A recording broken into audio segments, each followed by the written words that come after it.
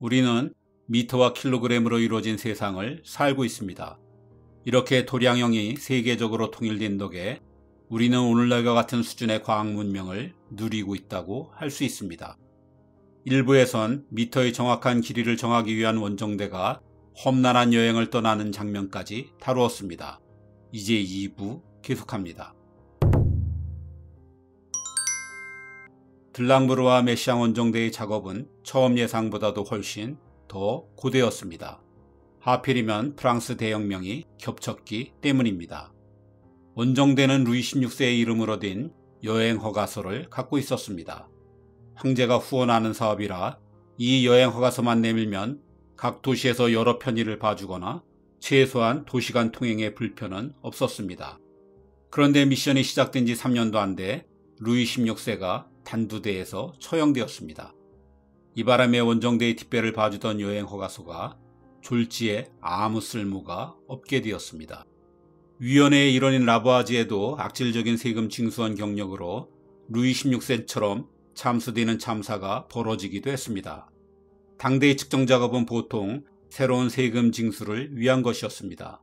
그래서 가는 곳마다 시민들은 원정대에 적대적이었습니다. 원정대는 곳곳에서 반혁명 세력이나 스파이로 의심받았고 실제로 들랑브르가 수차례 구금되는 바람에 작업은 자꾸만 지체되었습니다. 측정만 무려 7년이 걸렸습니다. 위원회는 이를 바탕으로 1m의 길이를 계산했습니다. 그 결과 이를 나타내는 완벽한 1m 길이의 막대가 탄생했습니다. 마모가 잘 되지 않도록 백금으로 만드는 이 막대는 미터 원기라고 불렀습니다. 미션이 시작된 지 10년 만인 1799년에 드디어 미터와 킬로그램이 발표된 것입니다. 하지만 오랫동안 사용해온 전통 도량형을 하루 만에 몰아낼 수는 없었습니다. 위원회는 도시마다 미터 원기를 제공하는 한편 미터의 장점을 홍보하고 각기 다른 단위를 미터로 변환하는 방법을 설명한 팜플렛을 만들어 배포했습니다.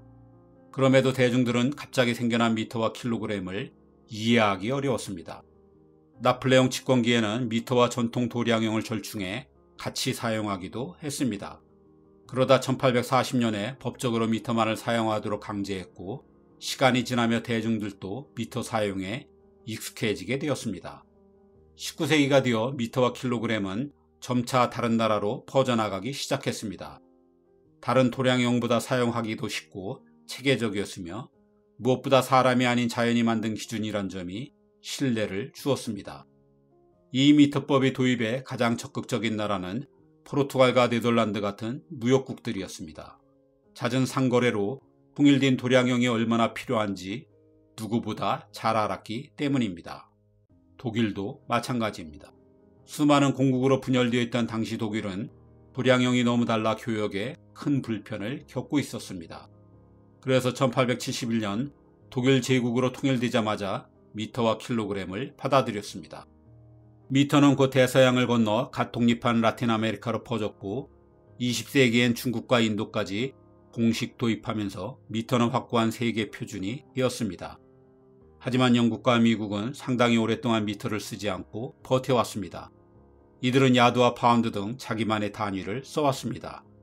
영국은 한동안 이 단위를 미터처럼 정밀하게 측정하고 표준화한 제국 단위계, 즉 야드 파운드법을 만들어 사용했지만 1965년 뒤늦게 미터를 공식적으로 받아들였습니다. 물론 도로 표지판 등 예전의 단위계가 일부 남아있는 곳도 있긴 합니다. 2020년 브렉시트 후 영국은 위대한 시절로 돌아가자며 제국 단위계를 부활시키려는 움직임도 있었지만 차마 그렇게까지 하진 못했습니다. 미국은 의외로 미터가 만들어지던 시기부터 이를 사용하려 했습니다. 3대 대통령인 토머스 제퍼슨은 미터를 도입하기 위해 프랑스의 백금으로 만든 미터와 킬로그램 원기를 요청했습니다. 약 4년간 프랑스 대사를 지낸 적이 있어서 당시 강대국이었던 프랑스의 과학을 잘 알고 있었던 거죠. 프랑스도 기꺼이 원기를 보내주었습니다. 그런데 이를 실은 배가 폭풍 속에 표류하다 영국 해적에게 붙잡혔습니다. 계획이 무산된 거죠. 이후에도 미국은 몇 번이나 미터법 도입을 시도했지만 그때마다 국내의 사정으로 실패했습니다. 그러는 사이 미국은 초강대국으로 부상하면서 굳이 다른 나라의 도량형에 맞출 필요를 느끼지 못하게 되었습니다. 미국은 아직도 자기만의 도량형을 사용하고 있죠. 그 탓에 미국의 영향력이 강한 항공, 디스플레이 등의 분야에 인치, 피트, 마일 등의 미국식 단위를 써서 우리를 헷갈리게 하고 있습니다. 프랑스 대혁명기에 정해진 미터와 킬로그램은 분명 당대에는 가장 체계적인 도량형이었지만 시간이 지나면서 이들의 정의에도 문제가 발견되었습니다. 미터는 좌우선의 길이를 사용해 정의되었지만 지구는 완벽한 타원체가 아니어서 어디서 재느냐에 따라 길이가 달라질 수 있었습니다. 킬로그램은 0.001 세제곱미터의 물의 무게로 정해졌지만 온도나 기압에 따라서 무게가 달라질 수 있었습니다. 미터 원기가 한 세기 동안 쓰이면서 아무리 백금으로 만들었어도 아주 미세하게나마 마모되기도 했습니다. 19세기 말 미터와 킬로그램은 이미 여러 나라에서 사용되고 있었으니 이를 수정하는 게 더는 프랑스만의 일이 아니었습니다. 그래서 표준 도량형을 논의하고 관리하는 국제기구가 출범했습니다. 국제도량형 총회와 국제도량형국 등이죠.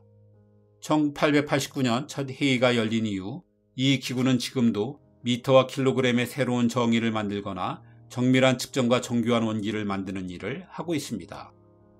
과거의 과학자들은 자연이 만든 변하지 않는 값이야말로 가장 정밀하고 보편적인 단위라 생각했습니다.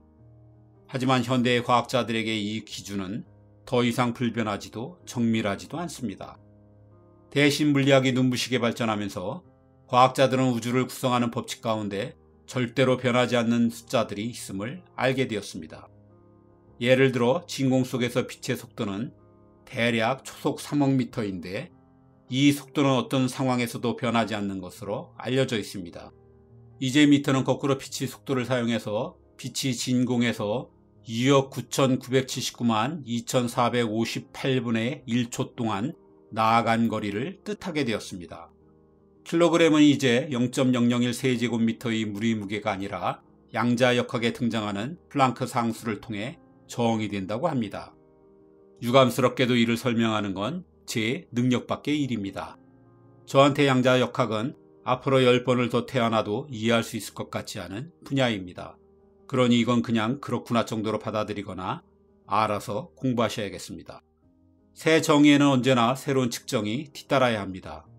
최첨단의 물리학 법칙을 사용해서 최고의 정밀도로 측정을 해야 하는 만큼 측정을 어떻게 하느냐를 두고도 오랜 논의가 이어졌습니다. 미터는 1983년에 확정되었고 킬로그램은 얼마 전인 2019년이 되어서야 측정이 끝났습니다. 아무튼 이제 미터와 킬로그램은 더 이상 지구의 둘레, 물의 무게, 백금 원기 등과는 상관이 없어졌습니다. 이들은 우주를 이루는 상수와 연관된 단위가 되었습니다. 생각해보면 참 신기한 일입니다. 우리가 보통 미터와 킬로그램을 사용할 때는 키와 몸무게를 잴 때입니다. 하지만 아무도 이 숫자가 어디서 왔는지 의문을 품지 않죠. 그렇지만 이 배경에는 수백 년에 걸친 과학자들의 고뇌가 담겨 있습니다. 그리고 여전히 수많은 과학자가 최첨단 물리학 이론을 앞세워 조금이라도 더 정밀한 측정을 할 수 있도록 애쓰고 있습니다. 이 모든 일은 전 세계 어디나 똑같이 1m가 1m일 수 있도록 그리고 1kg이 1kg일 수 있도록 하기 위한 것입니다.